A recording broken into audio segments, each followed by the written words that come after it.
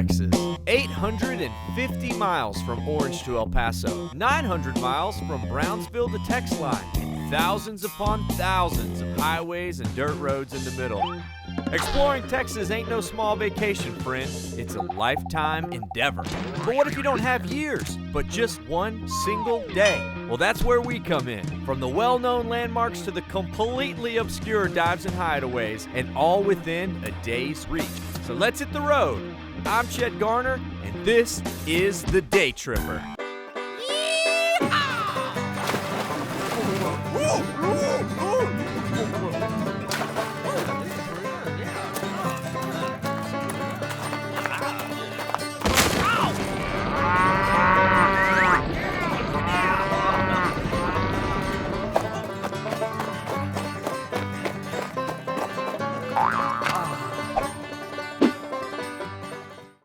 This episode was made for y'all with the help of our awesome partners. Check the caption for more info.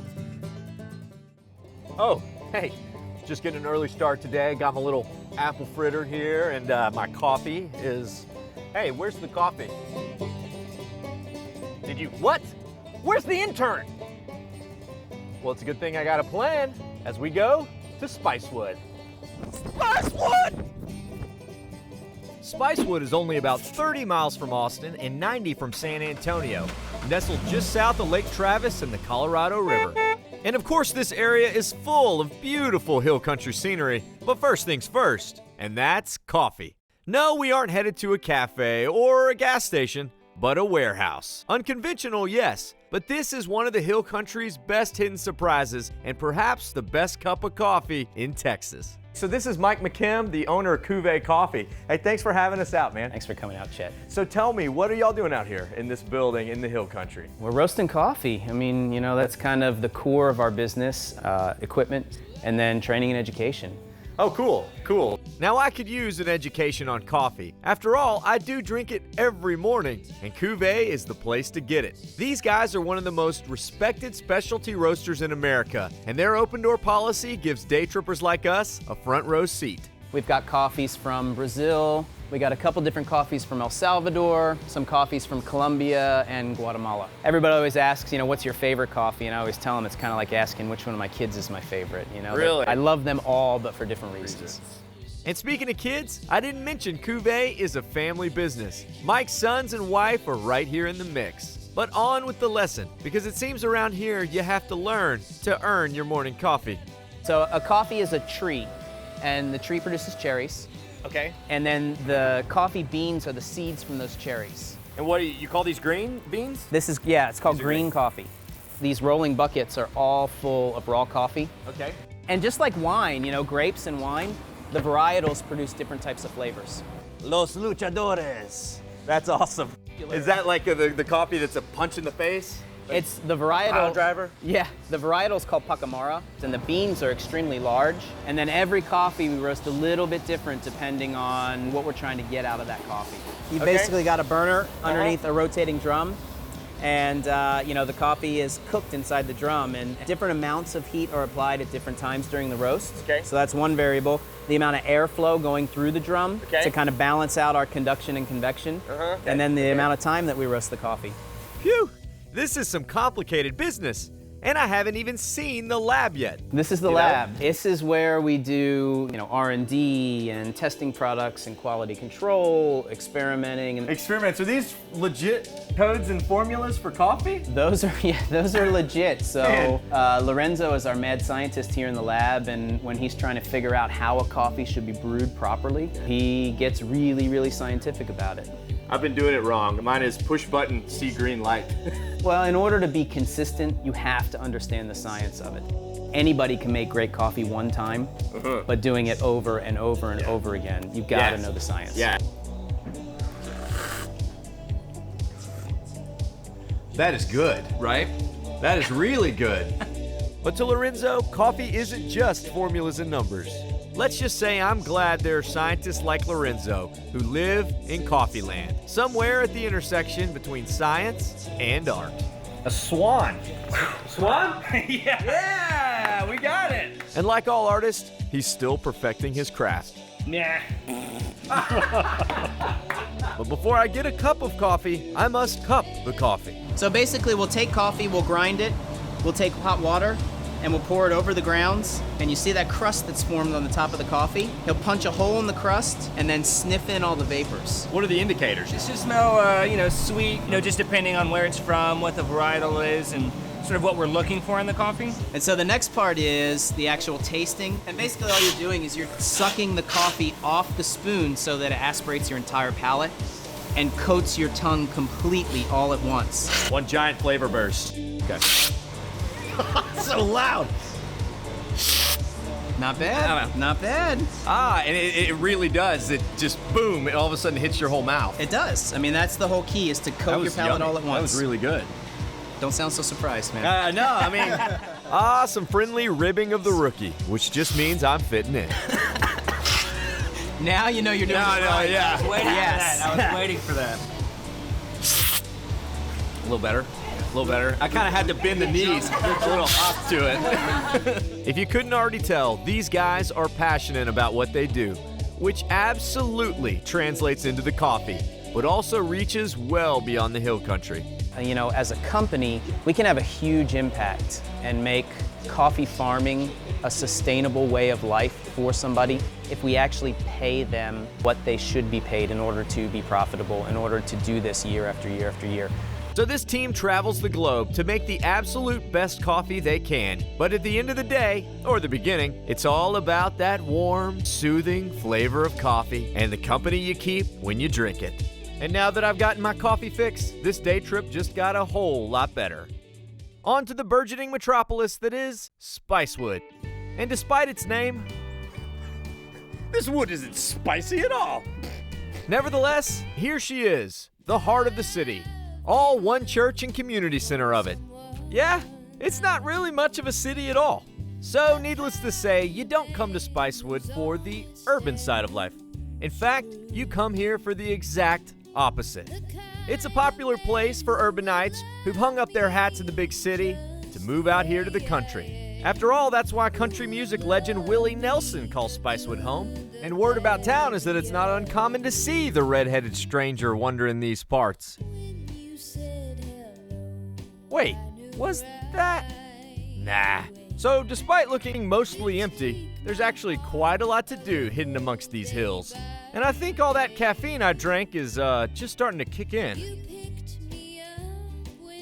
So some of you may think that the hill country is nothing but a bunch of scrubby brush and cedars, but that just means you've never been to Cypress Valley. The Cypress Valley Canopy Tours offers an adrenaline-packed, environmentally sensitive eco-adventure. And while it starts on ground level, it's just about to get really interesting. All right. Whoa, I don't think that's the harness. But... Yeah. Today, it's all about ziplining. And this part is just the warm-up from our guides, Katie and Ferris. A little training never hurt anyone. But eventually, it's time for the real thing. So this is the first zip. We like to have a lot of fun out here, lots of screaming, so let it loose, all right? How about ladies first? Woo!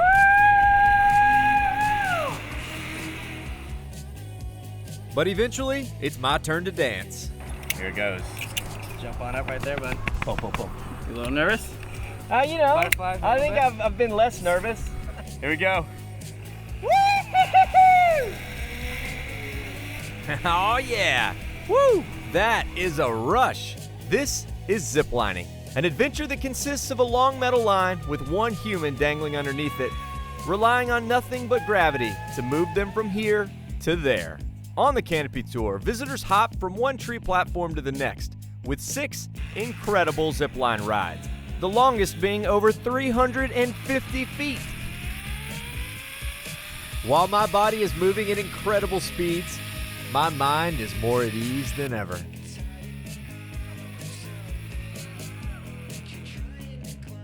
But perhaps even more incredible than the exhilaration is the fact that a tour like this exists in the hill country.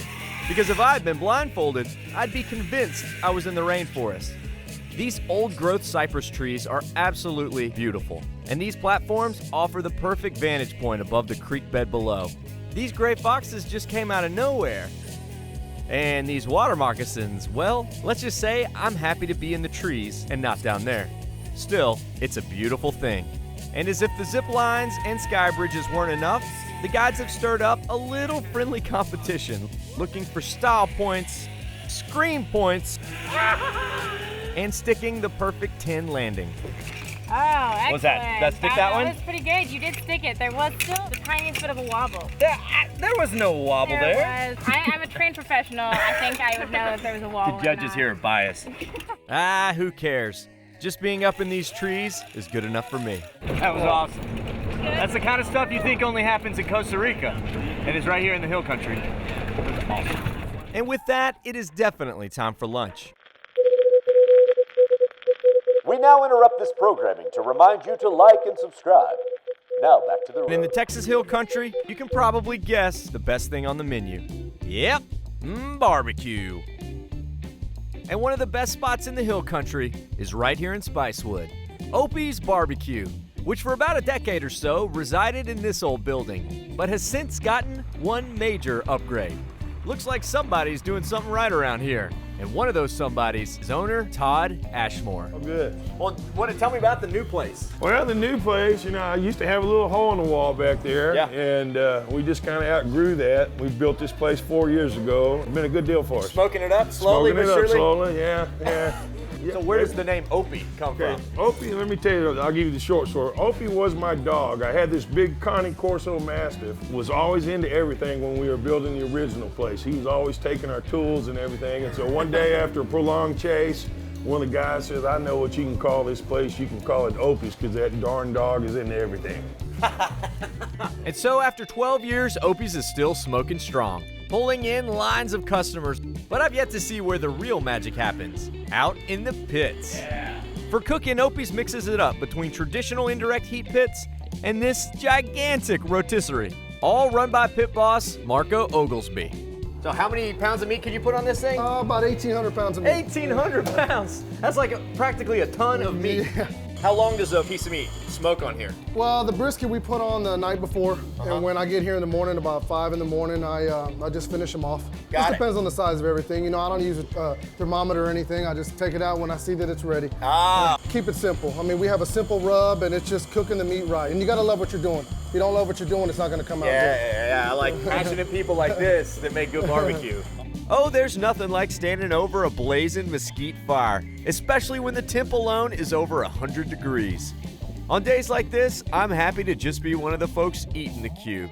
We're kind of regulars. I usually get the pork shoulder, which is my personal favorite. And then I try to get a little brisket and sausage and some pork ribs. It's awesome. So everything. A little bit of everything, yeah, basically. Which seems to be the theme around here. Turkey breast, pork tenderloin, the baby back ribs, and I finished the brisket already. Oh, nice. What all did you have? I had some of the chicken, the brisket, and the ribs, and now I'm eating a giant Rocky Road brownies. That's a 2.5, 3 inch thick brownie. That's right. Ha! I can't even think about dessert yet. Meat first, and this is going to be a tough decision. We have some pork spare ribs, pork chops, pork loin, sweet and spicy baby back ribs, regular sausage, jalapeno sausage, chicken, brisket, and then the prime sirloin. Whoa! In all my years of day tripping, I've learned not to let my eyes get bigger than my stomach. But here at Opie's, I shouldn't have even bothered trying. This is homemade banana pudding. That's enough to feed an entire family. Richie, you gotta help me eat this, all right? Thank you. You're a good man. Seeing as this is Spicewood, I thought I'd change up my normal barbecue order and stick with the theme. So I got some of their sweet and spicy pork ribs, sort of like a little sticky on the outside, and then again, clean the bone right up. Jalapeno cheese sausage. I just take it right out of the side. I don't even care. Now you can get to it. Jalapeno seeds. That's where the kick comes from. And then for the sides, I'm excited about this. Spicy cream corn. You see, we're sticking with the theme. Hold up, that is spicy corn. Woo, woo, that ain't just called spicy corn. That is spicy corn. Butter beans, country cooking and barbecue. Mwah. And then that's one order a banana pudding right there. This is ridiculous.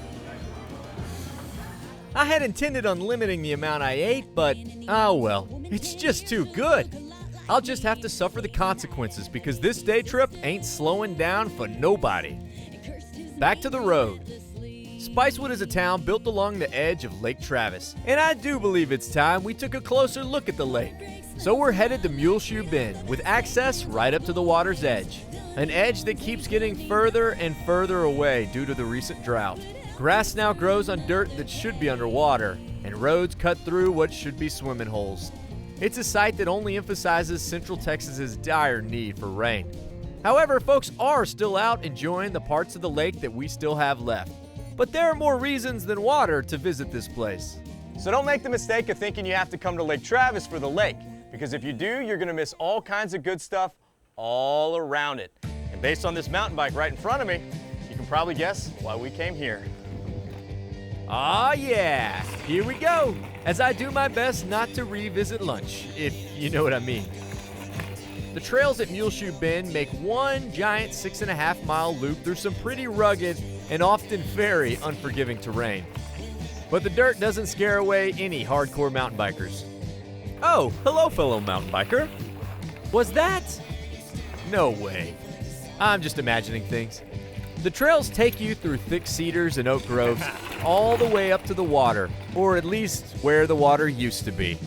So the water line should be somewhere about right there. But instead, it's somewhere over there. That just gives you an idea how bad the drought is out here.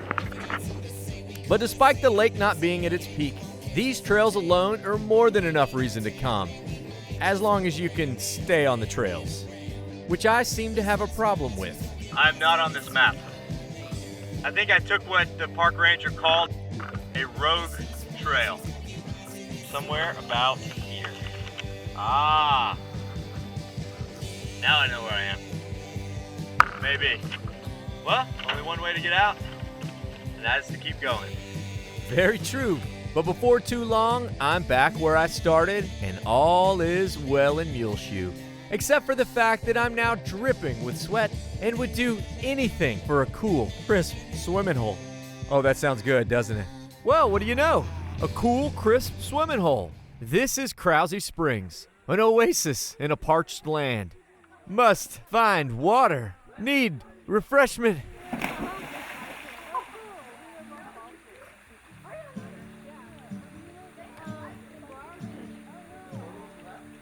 Ah, that's nice.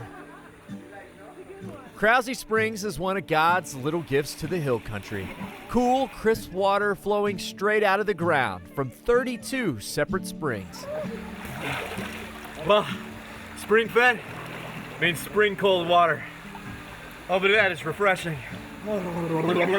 These springs nourish an abundance of beautiful plant life, and what isn't collected in the man-made pool at the top of the hill flows down into the natural swimming hole below. If I were going to draw the perfect little hidden swimming hole, it would look almost exactly like this. Towering cypress trees, huge rocks for sunbathing, a trickling waterfall, and the perfect rope swing.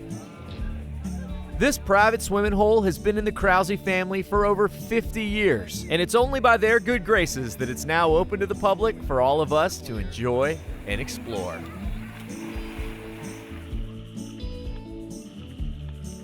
You think I should go back there? I think I should go back. It's a cave behind the waterfall. If I had brought my flashlight, I might go back in there, but I don't think so. So maybe I chickened out of the cave, but not the rope swing.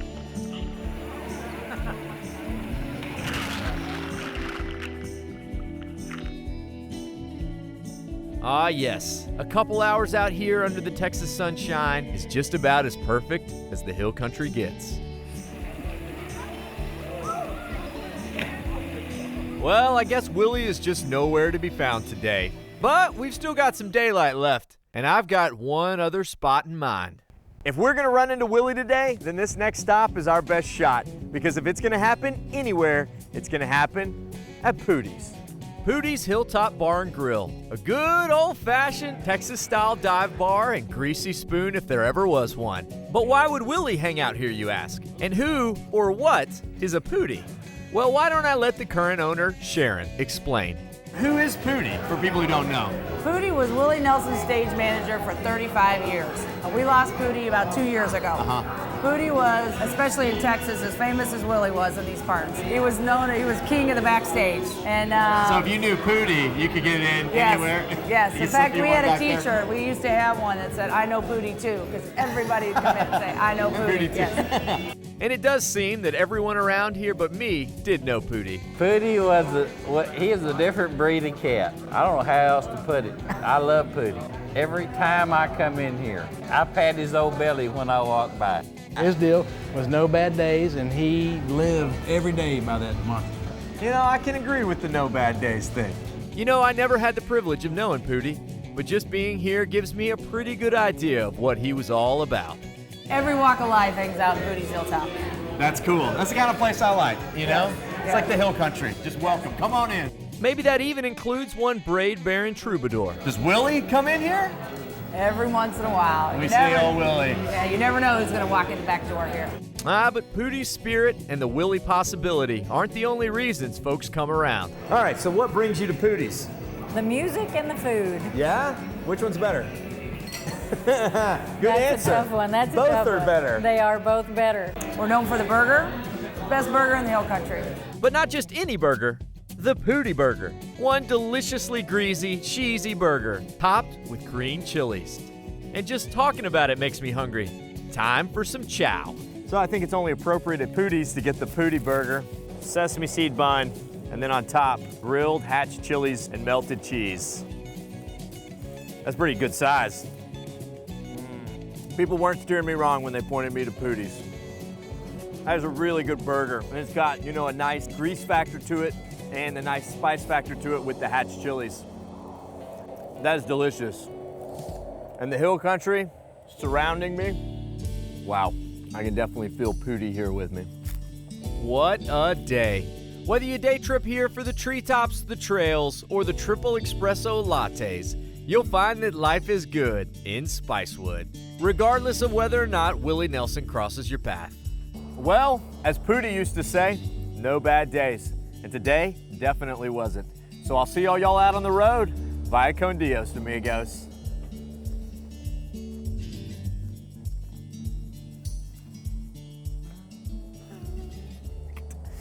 No way! No way! Willie Nelson! I'm a huge fan. Your beard is so beautiful. All around it. All kinds of spicy. Uh-oh. Hey. And it's got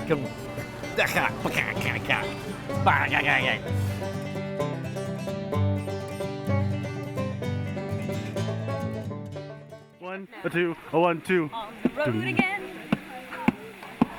Can't wait on the road again. Life I love is making music with my friend. I can't wait to get on the road again. Going places that I've never been, seeing things that I may never see again. And I can't wait to get on the road again. On the road again, like a band of gypsies, we go down the highway. Oh yeah, we We're do. the best of friends. The best. Insisting that the world keep turning our way. In our way. What is it? On the road again. Oh, and this. Howdy, y'all. Follow along with my adventures at Daytripper on Instagram and at the Daytripper TV on Facebook and YouTube. Or head to thedaytripper.com for travel guides, past episodes, and info on our mobile app and Team Daytripper. This episode was made for y'all with the help of our awesome partners. Check the caption for more info. Howdy, y'all. Chet the Daytripper here. Thanks so much for tripping with us. Remember, while you're here, like this video, subscribe to our channel so that we can stay out there on the road and keep on tripping. Did we miss anything in this town? Leave us a comment, let us know. We love finding out about new stops with all of your tips And if you love Epic Texas Day Trips, remember to check our channel. We got a lot of them on there. Also, don't forget, if you want some sweet Daytripper merch or another cool Texas-made product, come see us in Georgetown at the Daytripper World Headquarters. You can also shop online if you check the link down there in the caption. All right, y'all. Bye con Dios, amigos.